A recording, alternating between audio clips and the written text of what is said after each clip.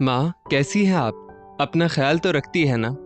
मैं जानती हूँ आप अकेली हैं, तो अपने खाने पीने का भी ध्यान नहीं रखती होंगी। शोभा अपनी माँ सरला जी से फोन पर पूछती है।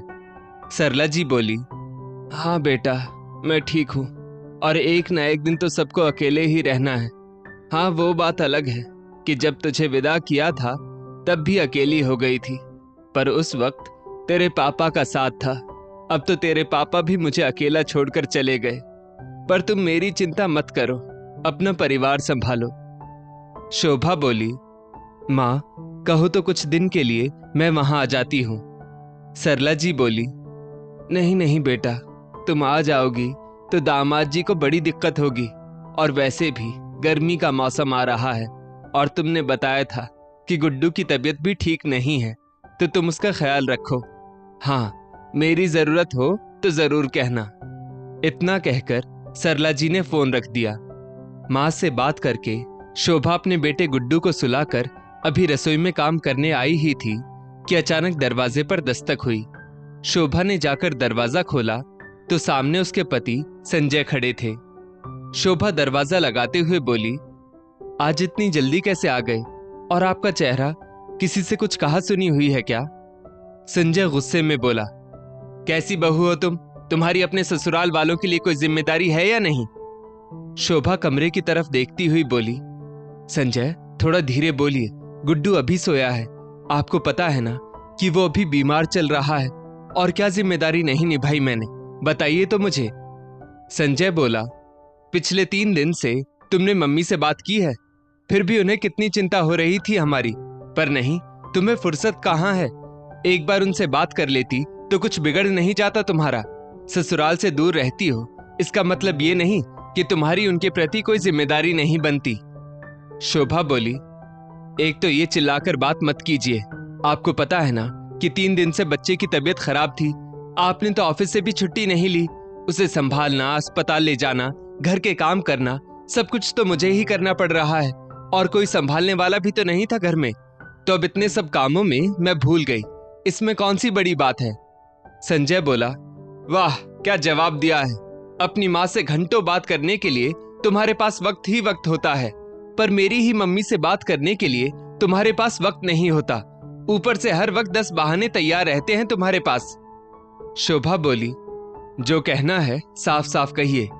संजय बोला, कहना क्या है, यही तो फर्क होता है एक बहू में और बेटी में।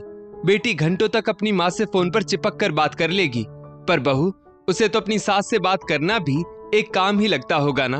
अरे, मैं भी बिजी रहता हूँ, पर फिर भी वक्त निकालकर मम्मी से बात कर लेता हूँ, तुम्हारी तरह बहाने नहीं करता हूँ। शोभा बोली, सही कहा है किसी ने, बहू अगर कुछ दिन भी ससुराल में फोन ना करे तो लोगों को लगने लगता है कि वो नाटक कर रही है, उन्हें पूछती नहीं। पर एक बात तो बताओ, वक्त निकाल कर अपनी मम्मी से बात करते हो, कभी वक्त निकाल कर मेरी माँ से बात की है? नहीं ना। फिर भी ना मैंने ना मेरी माँ ने कभी भी आपसे शिकायत की। संजय एक पल को झेप गया तो शोभा बोली, बुरा मत मानिएगा, पर आपकी माँ तो पूरे परिवार के साथ रह रही है, तब भी आपको उनकी इतनी चिंता है। मेरी माँ तो अकेली है, आपने कभी उनकी फिक्र तो नहीं की। और जहां तक मुझे याद है, मेरी मम्मी से बात किए हुए आपको 4 महीने से ऊपर हो चुके हैं, पर इन 4 महीनों में आपको मेरी मम्मी से बात करने का वक्त नहीं मिला ना। संजय को एहसास हुआ कि सच में उसकी माँ तो उसके पिता, भाई, उसकी पत्नी सबके साथ रह रही है, पर उसकी सास सरला जी तो अकेली है। शोभा बोली, ये याद रखिए संजय, रिश्ते कभी एक तरफा नहीं निभाए जाते, बस यही तो फर्क है बेटे बहू में। आपने मुझे तो ये कह दिया कि कैसी बहू हो, पर मैं तो ये भी नहीं कह सकती कि कैसे दामाद हैं आप। शोभा नम आंखों से रसोई में चली गई और संजय वहीं सोफे पर सिर पकड़कर बैठ गया और सोचने लगा, शोभा गलत तो नहीं कह रही थी। उसे सरला जी से बात किए हुए 4 महीने हो चुके थे। दरअसल शोभा और संजय पहले अपने परिवार के साथ एक ही घर में रहते थे। शोभा अपने माँ पापा को लेकर चिंतित रहती थी, क्योंकि उसके पिता अक्सर बीमार रहते थे। उनका घर भी उसी शहर में था, पर आना जाना संभव नहीं हो पाता था। कुछ वक्त बाद शोभा के पिता की बीमारी की वजह से मृत्यु हो गई और सरला जी अकेली हो गई तो शोभा सप्ताह में एक बार अपने मायके का चक्कर लगा लेती थी। इस बात से शोभा की सास दमयंती जी और भाभी बबीता को बड़ी समस्या होती थी।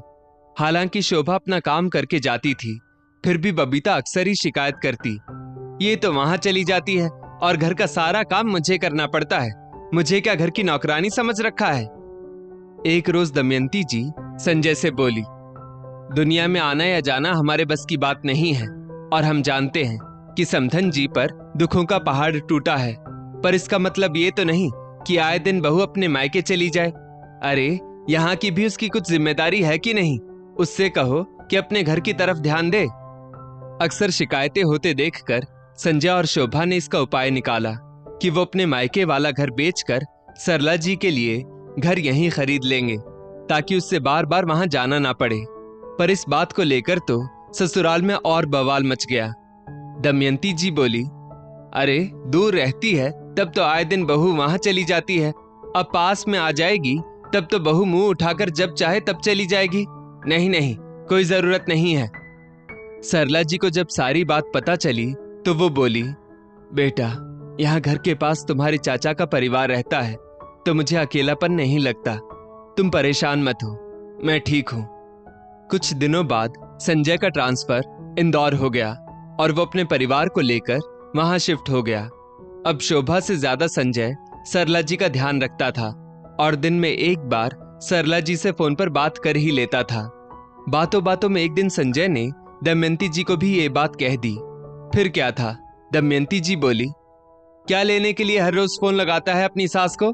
अरे दामाद हो, अपनी इज्जत अपने हाथ में रखो, ऐसे तो वो तुम्हें हल्के में लेने लगेंगी और माँ से ज्यादा तुम्हें अब अपनी सास की चिंता होने लगी है। बस फिर क्या था, रोज रोज अगर एक ही बात कही जाए तो कुछ तो असर होगा ही ना। तो वही हुआ, अचानक बेटे जैसे दामाद में इतना परिवर्तन आ जाए तो सास को तो चिंता होगी ही। एक रोज सरला जी बेटी से बोली, कोई बात हुई है क्या बेटा? दामाद जी नाराज है क्या मुझसे? आजकल बिल्कुल बात ही नहीं करते। शोभा बोली, नहीं मम्मी, ऐसी कोई बात नहीं, अभी उन पर काम का बहुत ज्यादा बोझ है और वो तो घर में भी पूरा टाइम नहीं दे पाते हैं। खैर थोड़ी देर बाद संजय पुरानी यादों से बाहर आया और उसने सरला जी को फोन लगाया। उन दोनों की आवाज जब शोभा के कानों में गई तो उसकी आंखें भर आई। संजय ने शोभा के पास जाकर अपने बर्ताव के लिए माफी मांगी और बोला, वक्त मिले तो मम्मी से बात कर लेना, और हाँ, मम्मी जी से भी जरूर बात किया करो। हम तो सबके साथ रहते हैं पर वो बेचारी तो अकेली रहती है। मुझे अपनी गलती का एहसास है, मैं भी मम्मी को समझाऊंगा कि वो छोटी छोटी बातों के लिए तुम्हें परेशान ना किया करें। इतना कहकर संजय वहां से चला गया। शोभा खुश थी कि कम से कम उसके पति ने उसकी और उसकी मां की परेशानी तो समझी, क्योंकि रिश्ते तो दो तरफा निभाए जाते हैं, तो अंत भला तो सब भला। दोस्तों, इस स्टोरी को लेकर आपकी क्या राय है, नीचे कमेंट करके जरूर बताइएगा और ऐसी ही और भी बेहतरीन वीडियोस के लिए हमारा पेज जरूर फॉलो करें। धन्यवाद।